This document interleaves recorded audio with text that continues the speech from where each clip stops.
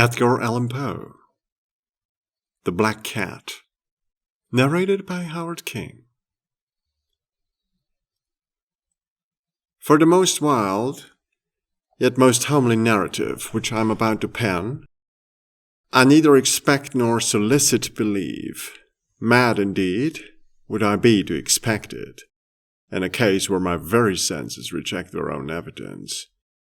Yet mad am I not, and very surely do I not dream. But tomorrow I die, and today I would unburthen my soul. My immediate purpose is to place before the world, plainly, succinctly, and without comment, a series of mere household events. And their consequences, these events have terrified, have tortured, have destroyed me. Yet I will not attempt to expound them. To me, they have presented little but horror. To many they will seem less terrible than miraculous. Hereafter perhaps some intellect may be found, which will reduce my phantasm to the commonplace. Some intellect more calm, more logical, and far less excitable than my own, which will perceive in the circumstances I detail with awe nothing more than an ordinary succession of very natural causes and effects. From my infancy I was noted for the docility and humanity of my disposition. My tenderness of heart was even so conspicuous as to make me the jest of my companions. I was especially fond of animals, and was indulged by my parents with a great variety of pets. With these I spent most of my time, and never was so happy as when feeding and caressing them. This peculiarity of character grew with my growth, and in my manhood I derived from it one of my principal sources of pleasure. To those who have cherished an affection for a faithful and sagacious dog, I need hardly to be at the trouble of explaining the nature or intensity of the gratification thus derivable. There is something in the unselfish and self-sacrificing love of a brute which goes directly to the heart of him who has had frequent occasion to test the paltry friendship and gossamer fidelity of mere man. I married early, and was happy to find in my wife a disposition not uncongenial with my own. Observing my partiality for domestic pets, she lost no opportunity of procuring those of the most agreeable kind. We had birds, goldfish, a fine dog, rabbits, a small monkey, and a cat. This latter was a remarkably large and beautiful animal, entirely black, and sagacious to an astonishing degree. In speaking of his intelligence, my wife, who at heart was not a little tinctured with superstition, made frequent allusion to the ancient popular notion which regarded all black cats as witches in disguise. Not that she was ever serious upon this point, and I mention the matter at all for no better reason than that it happens just now to be remembered. Pluto, this was the cat's name, was my favorite pet and playmate. I alone fed him, and he attended me wherever I went about the house. It was even with difficulty that I could prevent him from following me through the streets. Our friendship lasted in this manner for several years, during which my general temperament and character, through the instrumentality of the feigned intemperance, had, I blush to confess it, experienced a radical alteration for the worse. I grew day by day more moody, more irritable, more regardless of the feelings of others. I suffered myself to use intemperate language to my wife. At length, I even offered her personal violence. My pets, of course, were made to feel the change in my disposition. I not only neglected, but ill-used them.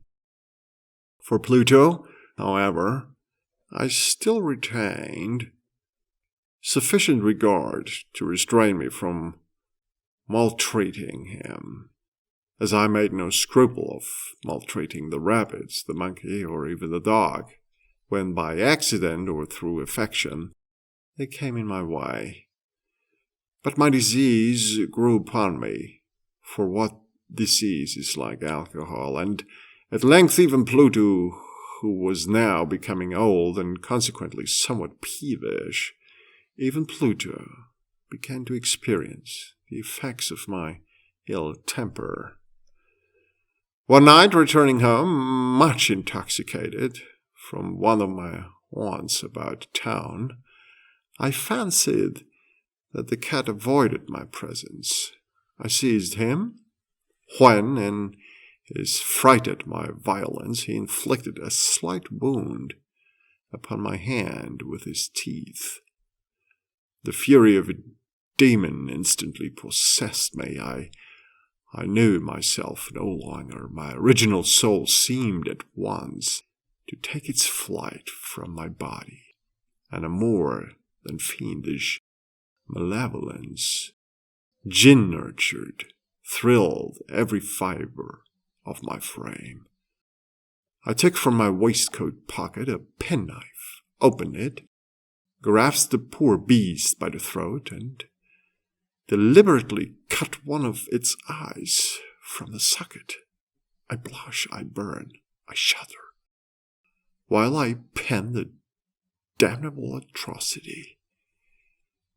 When reason returned with the morning, when I had slept off the fumes of the night's debauch, I experienced a sentiment half of horror, half of remorse, for the crime of which I had been guilty. But it was, at best, a feeble and equivocal feeling, and a soul remained untouched. I again plunged into excess and soon drowned in wine all memory of the deed. In the meantime, the cat slowly recovered. The socket of the lost eye presented, it is true, a frightful appearance, but he no longer appeared to suffer any pain. He went about the house as usual, but, as might be expected, fled in extreme terror at my approach. I had so much of my old heart left as to be at first grieved by this evident dislike on the part of a creature which had once so loved me.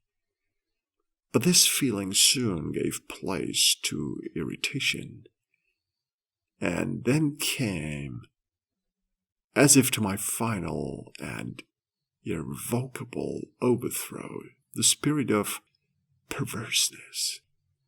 Of this spirit philosophy takes no account. Yet I am not more sure that my soul lives than I am that perverseness is one of the primitive impulses of the human heart, one of the indivisible primary faculties or sentiments which give direction to the character of man. Who has not 100 times found himself committing a vile or a silly action for no other reason than because he knows he should not?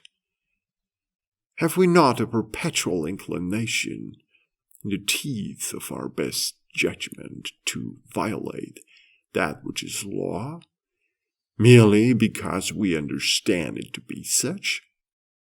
This spirit of perverseness, I say, came to my final overthrow. It was this unfathomable longing of the soul to vex itself, to offer violence to its own nature, to do wrong for the wrong's sake only, that urged me to continue and finally to consummate the injury I had inflicted upon the unoffending brute. One morning, in cool blood, I slipped a noose about its neck and hung it to the limb of a tree, hung it with the tears streaming from my eyes and with the bitterest remorse at my heart, hung it because I knew that it had loved me and because I felt it had given me no reason of offense, hung it because I knew that in so doing I was committing a sin, a deadly sin that would so jeopardize my immortal soul as to place it, if such a thing were possible, even beyond the reach of the infinite mercy of the most merciful and most terrible God. On the night of the day on which this cruel deed was done, I was aroused from sleep by the cry of fire. The curtains of my bed were in flames. The whole house was blazing. It was with great difficulty that my wife, a servant, and myself made our escape from the conflagration. The destruction was complete. My entire worldly wealth was swallowed up, and I resigned myself thenceforward to despair. I'm above the weakness of seeking to establish a sequence of cause and effect between the disaster and the atrocity. But I'm detailing a chain of facts and wish not to leave even a possible link imperfect. On the day succeeding the fire, I visited the ruins. The walls, with one exception, had fallen in. And this exception was found in a compartment wall, not very thick, which stood about the middle of the house, and against which had rested the head of my bed. The plastering had here, in great measure, resisted the action of the fire, a fact which I attributed to its having been recently spread. About this wall a dense crowd were collected, and many persons seemed to be examining a particular portion of it with very minute and eager attention. The words strange, singular, and other similar expressions excited my curiosity. I approached and saw, as if graven in bas-relief upon the white surface, the figure of a gigantic cat. The impression was given with an accuracy truly marvelous. There was a rope about the animal's neck. When I first beheld this apparition, for I could scarcely regard it as less, my wonder and my terror were extreme, but at length reflection came to my aid. The cat, I remembered, had been hung in a garden adjacent to the house. Upon the alarm of fire, this garden had been immediately filled by the crowd, by some one of whom the animal must have been cut from the tree and thrown through an open window into my chamber. This had probably been done with a view of arousing me from sleep. The falling of other walls had compressed the victim of my cruelty into the substance of the freshly spread plaster, the lime of which, with the flames and the ammonia from the carcass, had then accomplished the portraiture as I saw it.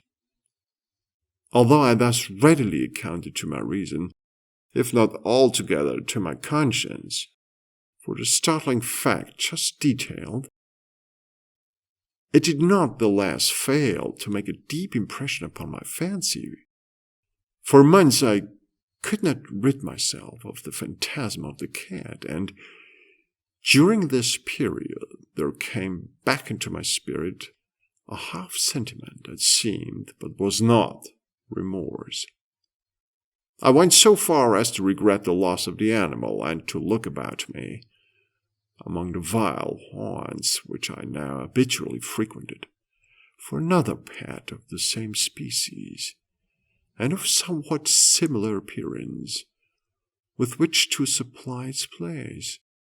One night, as I sat, half stupefied, in a den of more than infamy, my attention was suddenly drawn to some black object reposing upon the head of one of the immense hogsheads of gin or of rum, which constituted the chief furniture of the apartment. I had been looking steadily at the top of this hogshead for some minutes, and what now caused me surprise was the fact that I had not sooner perceived the object thereupon. I approached it and touched it with my hand. It was a black cat, a very large one, fully as large as Pluto and closely resembling him in every respect but one.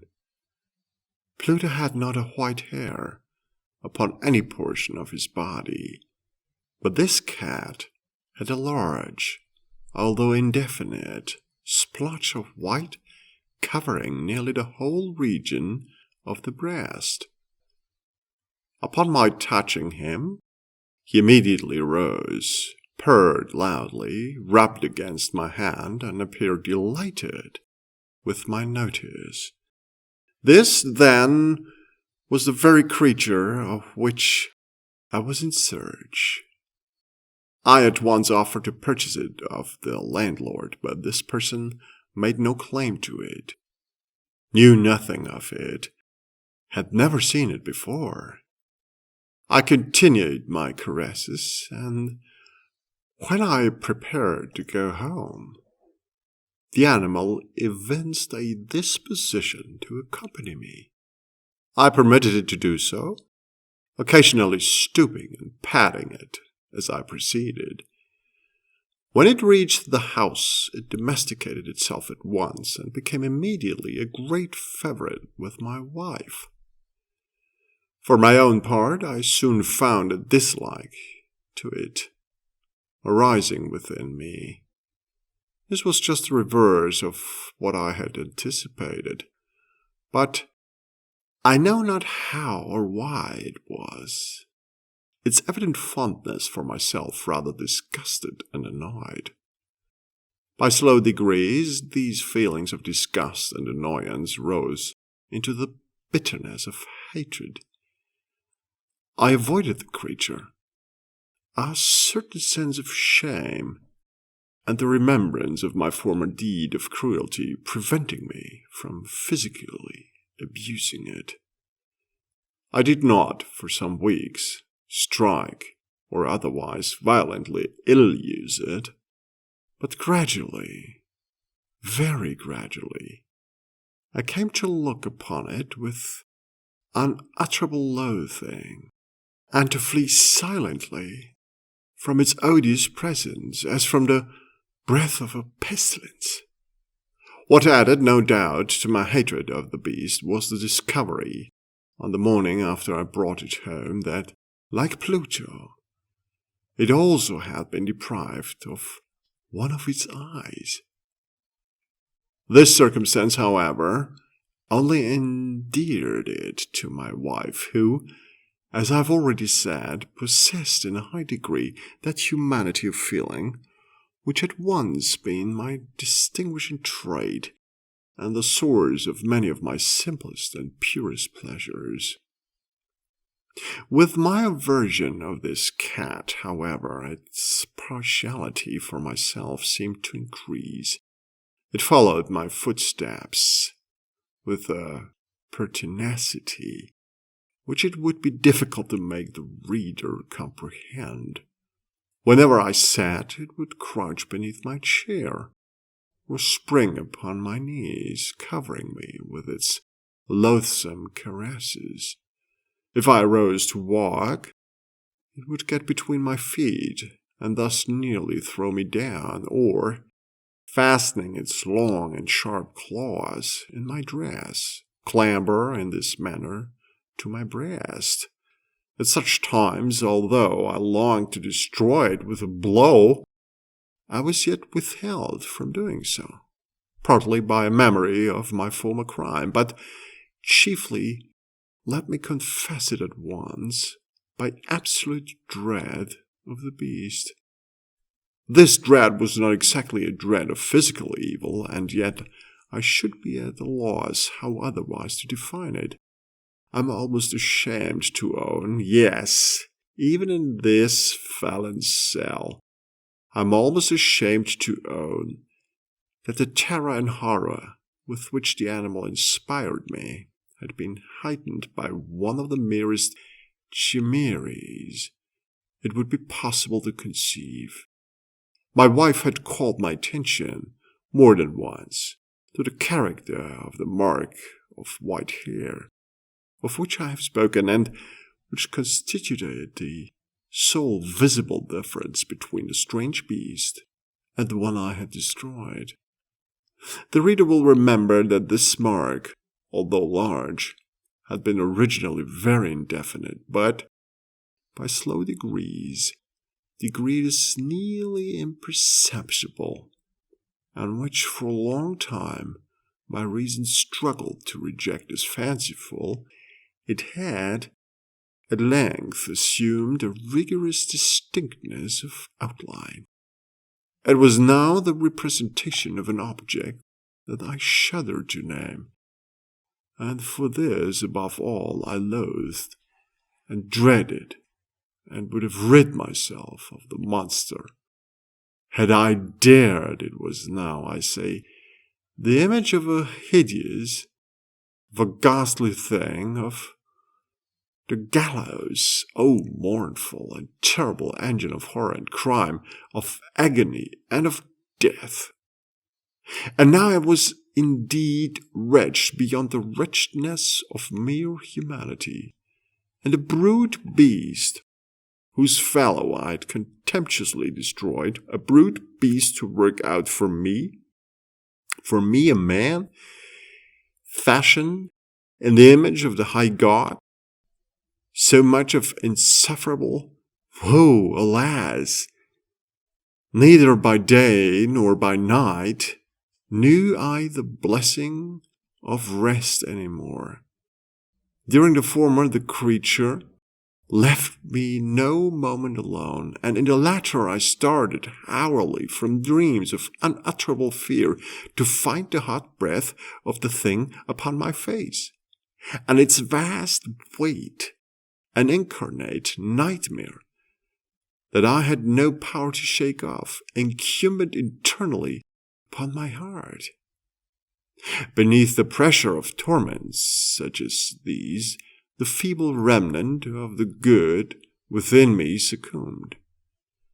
Evil thoughts became my sole intimates, the darkest and most evil of thoughts.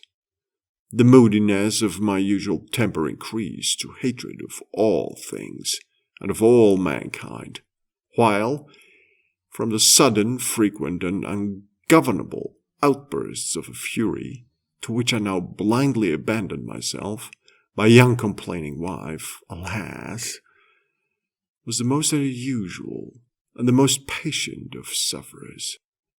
One day she accompanied me upon some household errands into the cellar of the old building which our poverty compelled us to inhabit. Had it descended as I wished, but this blow was arrested by the hand of my wife. Goaded by the interference into a rage more than demoniacal, I withdrew my arm from her grasp and buried the axe in her brain. She fell dead upon the spot without a groan. This hideous murder accomplished, I set myself forthwith, and with entire deliberation, to the task of concealing the body. I knew that I could not remove it from the house, either by day or by night, without the risk of being observed by the neighbors. Many projects entered my mind. At one period I thought of cutting the corpse into minute fragments and destroying them by fire.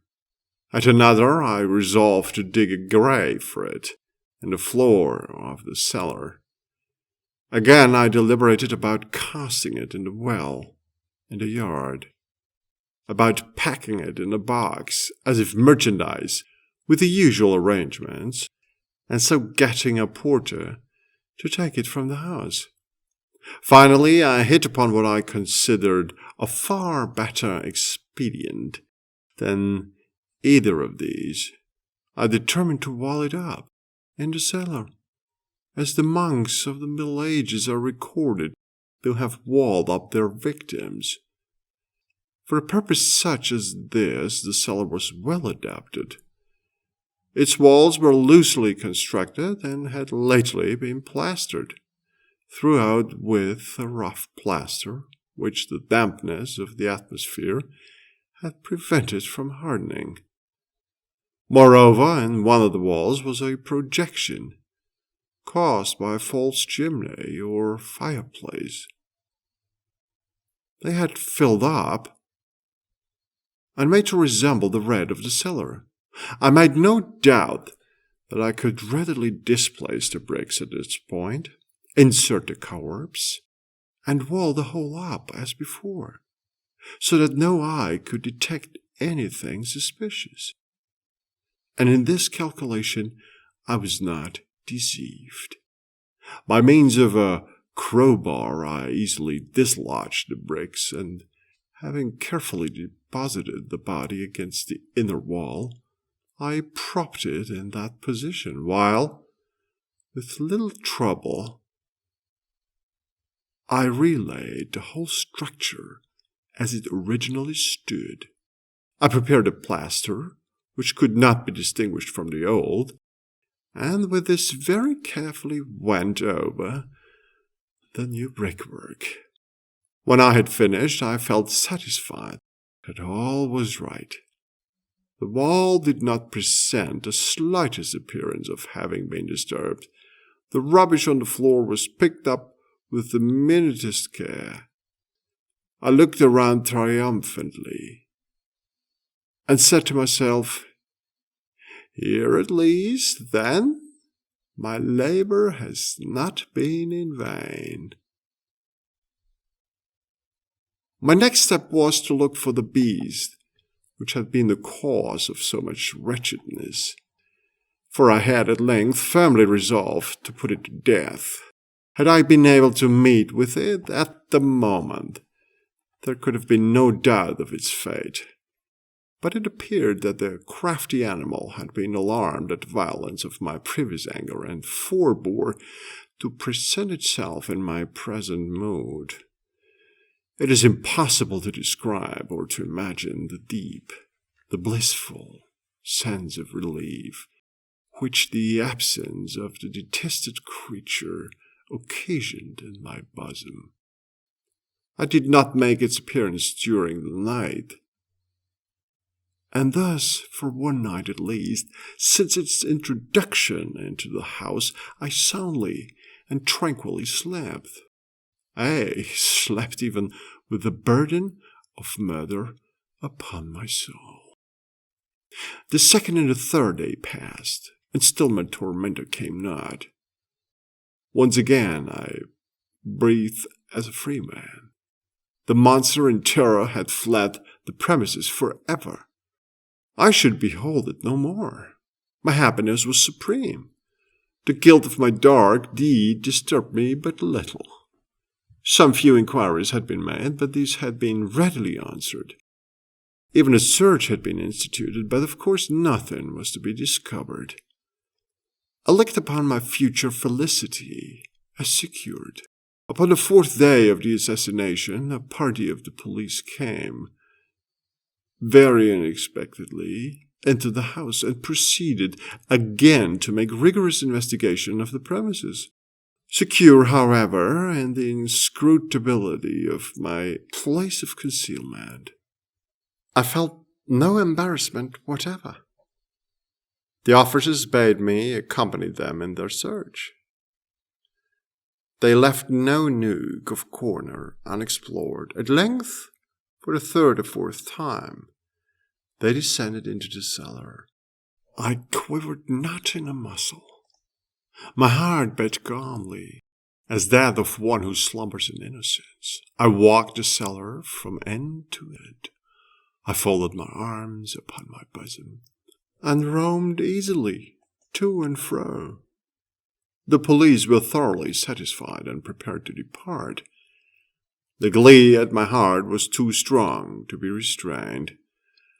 I burned to say, if but one word, by way of triumph, and to render doubly sure their assurance of my guiltlessness. "Gentlemen," I said at last, as the party ascended the steps, "I delight to have allayed your suspicions. I wish you all health and a little more courtesy. Bye-bye. Gentlemen, this is a very well-constructed house." In the rabid desire to say something easily, I scarcely knew what I uttered at all. I may say an excellently well-constructed house. These walls. Are you going, gentlemen? These walls are solidly put together. And here, through the mere frenzy of bravado, I rapped heavily with a cane which I held in my hand upon that very portion of the brickwork behind which stood the corpse of the wife of my bosom. But may God shield and deliver me from the fangs of the arch-fiend. No sooner had the reverberation of my blows sunk into silence than I was answered by a voice from within the tomb, by a cry, at first muffled and broken, like the sobbing of a child, and then quickly swelling into one long, loud, and continuous scream, utterly anomalous and inhuman, a howl, a wailing shriek, half of horror and half of triumph, such as might have arisen only out of hell, conjointly from the throats of the damned in their agony, and of the demons that exult in the damnation. Of my own thoughts it is folly to speak. Swooning, I staggered to the opposite wall. For one instant the party upon the stairs remained motionless, through extremity of terror and of awe. In the next, a dozen stout arms were toiling at the wall. It fell bodily. The corpse, already greatly decayed and clotted with gore, stood erect before the eyes of the spectators. Upon its head, with red extended mouth and solitary eye of fire, sat the hideous beast whose craft had seduced me into murder, and whose informing voice had consigned me to the hangman. I had walled the monster up within the tomb